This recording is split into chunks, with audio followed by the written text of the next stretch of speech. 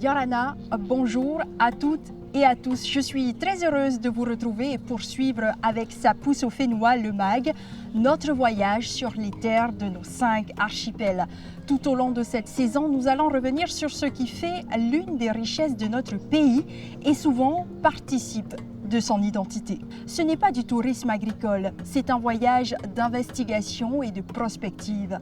La Polynésie, comme tous les pays développés, se met en ordre de marche pour augmenter son autosuffisance alimentaire, pour garantir une nourriture plus saine, plus respectueuse de l'environnement, qui favorise les circuits courts et qui en même temps apporte enfin aux agriculteurs un meilleur statut et des revenus consolidés.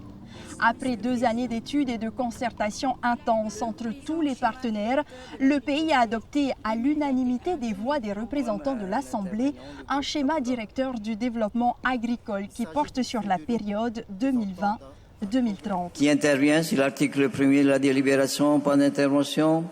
Je soumets au vote. Unanimité, même vote. Maru Metei, Tra.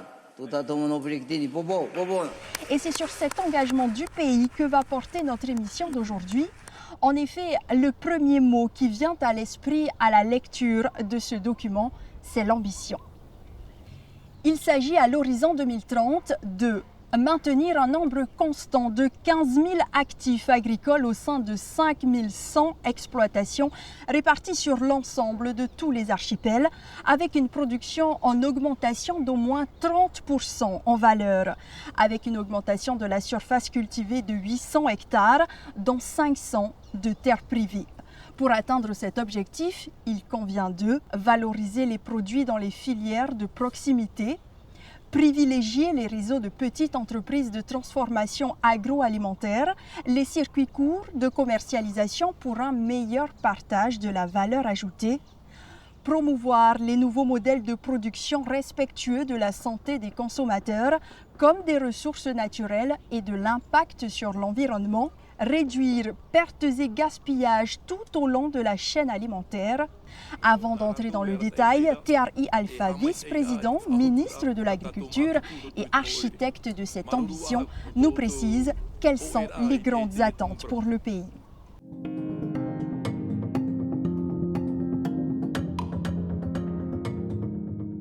Une agriculture ancrée dans ses racines, c'est notre agroécologie historique.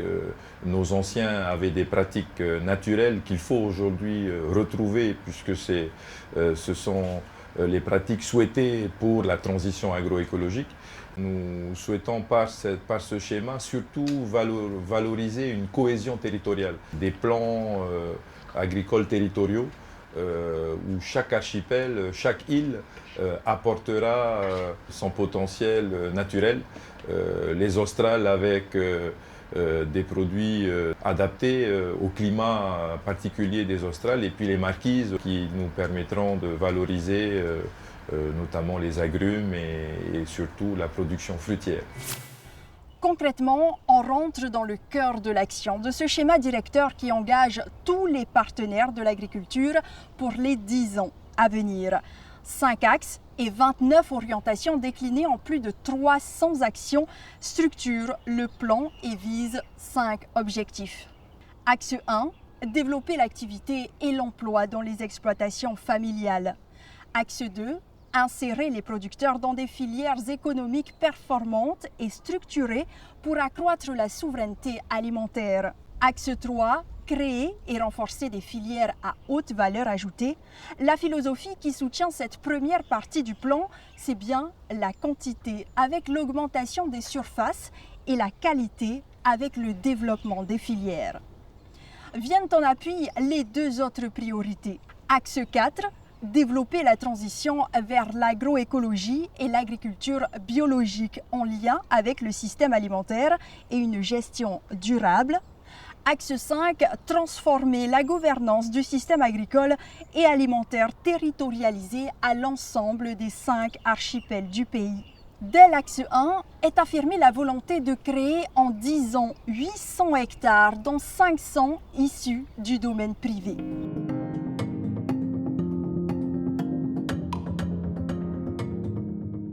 Nous ne disposons que de 4000 km² de terres émergées. Juste rappeler que 20% seulement de ces terres sont domaniales. Donc 80% sont privées. Et donc depuis quelques années déjà, le gouvernement accompagne la sortie d'indivision. Évidemment que la logique des lotissements agricoles domaniaux va être renforcée, mais tout ne sera pas investi que sur des terrains domaniaux. Donc nous souhaitons libérer du foncier à travers ces dispositifs de sortie d'indivision et inciter les familles à retrouver sa terre et proposer qu'une partie de cette terre soit organisée en petite agriculture familiale, puisque le socle de ce schéma directeur, c'est la construction de notre ambition à travers les petites exploitations familiales. Et tous les archipels sont concernés. Donc nous pensons réaliser cet objectif de 800 hectares supplémentaires sur les 10 prochaines années de surface agricole exploitée en nous basant également sur les terres privées. Une fois la sécurité foncière acquise, reste le deuxième volet de cette mobilisation générale, les hommes. A-t-on les moyens humains, financiers, logistiques, formation comprise, d'installer des centaines de nouveaux acteurs de ce développement et de leur garantir des conditions économiques viables, notamment au démarrage? Une des originalités de ce schéma directeur est qu'il anticipe un engagement européen fort, notamment au service du soutien de cette action. Les négociations avec Bruxelles et Paris sont engagées.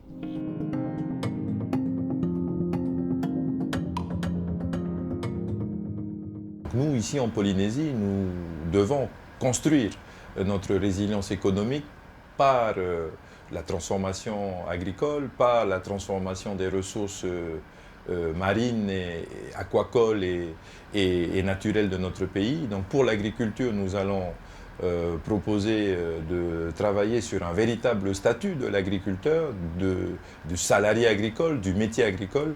Il faut pousser toute une génération de nouveaux agriculteurs à venir s'intéresser à ces filières. Les filières agricoles sont multiples.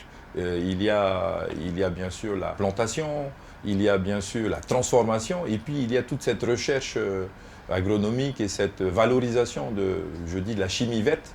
Et nous nous engageons dans une nouvelle voie, un partenariat individualisé entre l'Union européenne, la France et la Polynésie française pour proposer que notre pays, notre Polynésie, devienne ce bassin d'application de l'agroécologie insulaire qui pourra être une vitrine, un modèle, un exemple pour les pays du Pacifique.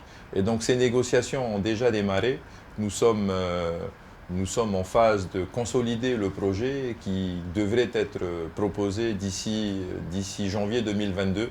Moi, je suis quelqu'un de positif. Celui qui ne demande pas n'aura rien. J'ai confiance dans la voie que nous prenons aujourd'hui.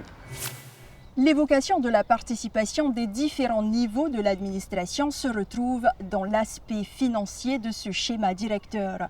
Globalement, sur 10 ans, c'est 100 milliards de francs, 16 milliards à la charge de l'État, 5 milliards à la charge de l'Europe, 4 milliards apportés par les partenaires et donc 75 milliards de francs pacifiques qui reviennent au pays. L'effort d'investissement ne paraît pas très élevé par rapport aux objectifs d'augmentation de la valeur des productions attendues en 2030.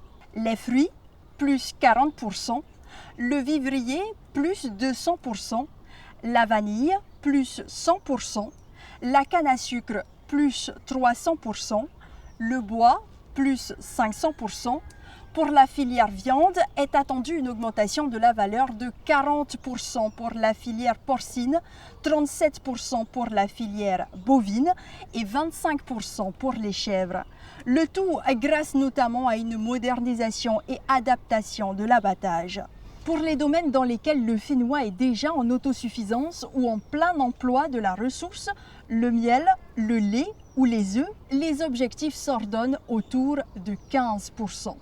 À l'issue du schéma directeur, le quart au moins de la production agricole sera issu de l'agriculture biologique et l'ensemble des 300 actions développées devraient permettre au pays et à son agriculture de, premièrement, retrouver le lien qui unit l'homme à la terre.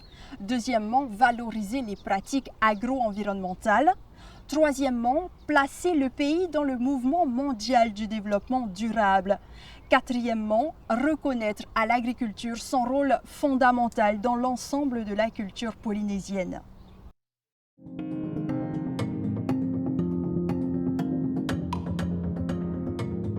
L'agriculture, c'est le ministère divin. C'est le seul ministère qui est décrit comme un miracle, où on part d'une graine et on vient cueillir un fruit lorsque cette graine s'est transformée en plante et après avoir fleuri a donné des fruits. Donc je pense sincèrement que notre pays, qui est béni des dieux, puisque nous avons un climat, nous avons un environnement aujourd'hui encore très préservé, a besoin de se retrouver dans cette dynamique de projet de société où l'agriculture ne sera pas juste une brique de la maison Polynésie, elle sera la partie centrale. L'agriculture face au tourisme, l'agriculture face à la santé, l'agriculture face à la cohésion sociale et l'agriculture face à l'exploitation et l'aménagement du pays, le projet de société de la Polynésie, il va forcément être bivalent. Nous souhaitons rester ancrés dans une différence culturelle et environnementale. Donc c'est l'intérêt de la Polynésie pour que nous nous démarquions des autres. Et puis, bien sûr, accepter la modernité, accepter l'innovation, accepter la technologie qui ne doit pas rester à l'extérieur de nos frontières. Mais on doit utiliser tout ça, mais le transformer. C'est le challenge de toutes les politiques sectorielles de notre pays. Sapus Ofenua le MAG va nous permettre à tous de voir sur le terrain, à Tahiti et dans tous les archipels, comment s'opère cette mutation en profondeur d'un pays qui veut refonder son avenir sur les piliers mêmes de sa culture, de son savoir-faire agricole et ses traditions alimentaires. Et on retrouvera pour notre premier épisode le ourou, le fruit de l'arbre à pain. Arrivé avec les Polynésiens, il est encore aujourd'hui un aliment et un élément fondamental de la culture polynésienne. Merci de votre fidélité à Sapus Ofenua le MAG, l'émission qui nous emmène sur les 5 archipels au cœur de notre terre et nos racines. Maururua et à bientôt.